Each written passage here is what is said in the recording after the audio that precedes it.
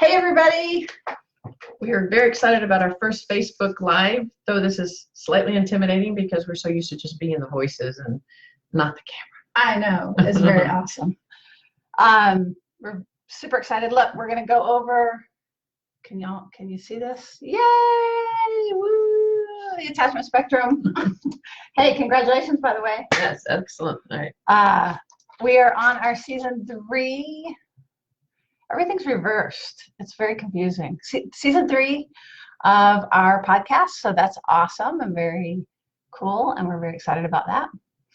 And we also today are going to do our spectrum and talk about the interaction and how they all go together. So that's going to be really fun. Because for those of you that are regular listeners, you hear us speak about the spectrum. We talk about it. Some of you may have caught the video, so if you have, that's really great. But we thought it would be really helpful to give you guys a view of what we mean when we talk about the spectrum, so that you can see it and have a visual. Because sometimes when you're just hearing about something and you don't have a visual, it makes it really, really difficult. That's right. So awesome. So, and as you come on, be sure if you want to say hello. Maybe say where you're watching from. Pop in any questions, and yeah, we can really make this actually a live event. It'll be really fun. Yeah. Also, before we get started on that, man, it's really hard to come on and talk about anything other than our events from this past week, right? Right. The hearing and stuff. So we're not going to spend our time on that, except to say that our hearts are broken and that it has really been such a big deal, and we can't just not speak to it, and that it reemphasizes what we're doing about talking about security and promoting security and sanity and mindfulness and healing and growth around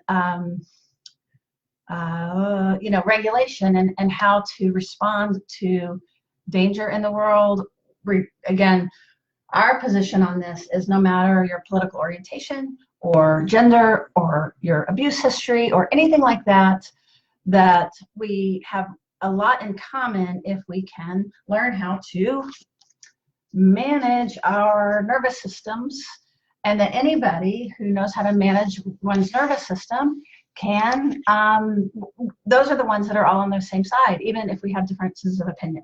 So that's our little gist on that one, right? Yeah, because why it's relevant, those of you that have heard about let's talk about the attachment. Our attachment is based deeply on how we learn to adjust to stress and threat in our body as infants. And so it is programmed, and our brain develops a way of responding. And so one of the reasons we're wanting to talk about props. We're gonna have props today. So one of the reasons we wanted to really come on again, last week we did an episode she was saying directly related to Kavanaugh and Dr. Ford, and some of you that are on our Facebook feed might have seen that we received some really positive feedback and some really angry, hostile. So not shocking in the topic that we were bringing up, but as Sue was saying, we're going to go ahead and, as we talk about it, maybe even we could use that as sort of some examples of when we're trying to help you understand what the spectrum is. That's right. Hey, Diane Hardy-Garcia, we see you. Hello. Okay, attachment spectrum. Let me see how we can do this. And Becky Mendeville, hello.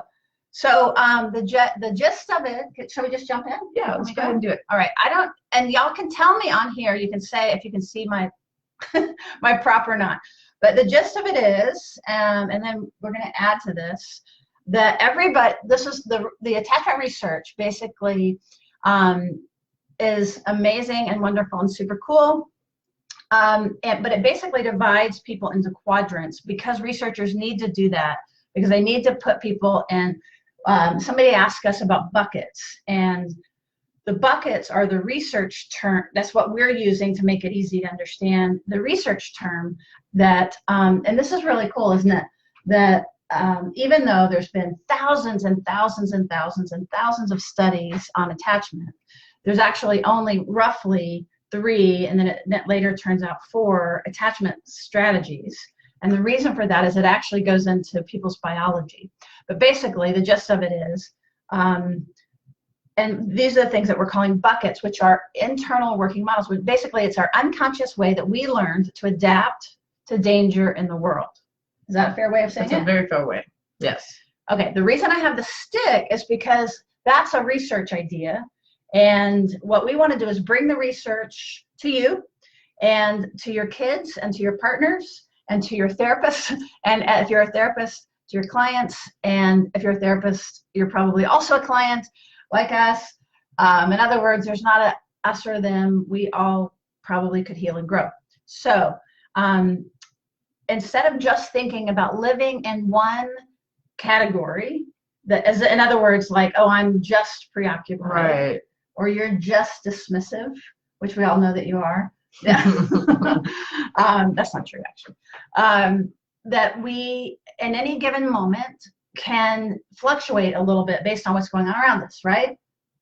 Right, So, and we don't just sit and sometimes the literature is written that it sounds like you are either in one category and the other, and then if you're reading it, you can go, wait a minute, I don't always respond this way, and that's really, really true, because you're going to respond differently, including depending on what type of threat you might be experiencing.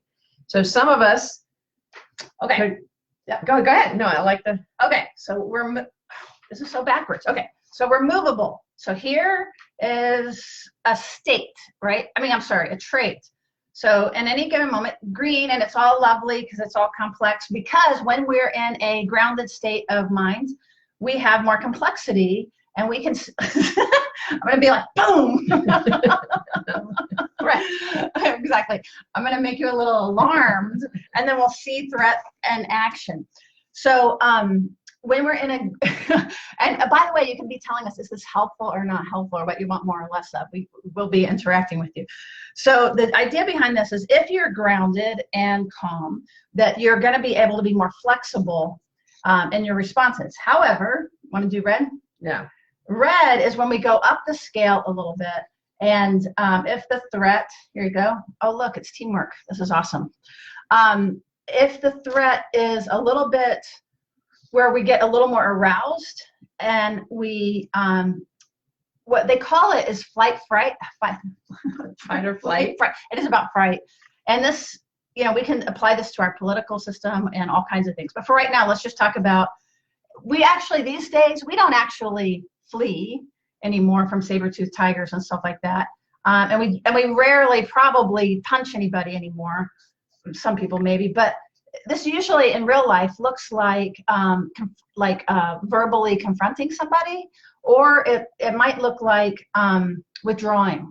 So it's more subtle, but it really means that you feel danger and you feel threat, so that you might withdraw, or you might argue, or you might like begin to get a little activated. And the reason it's red, it's a high activation of your system. That's right. But it means that you're feeling in danger. Doesn't mean you're a jerk. Right? Right. So it's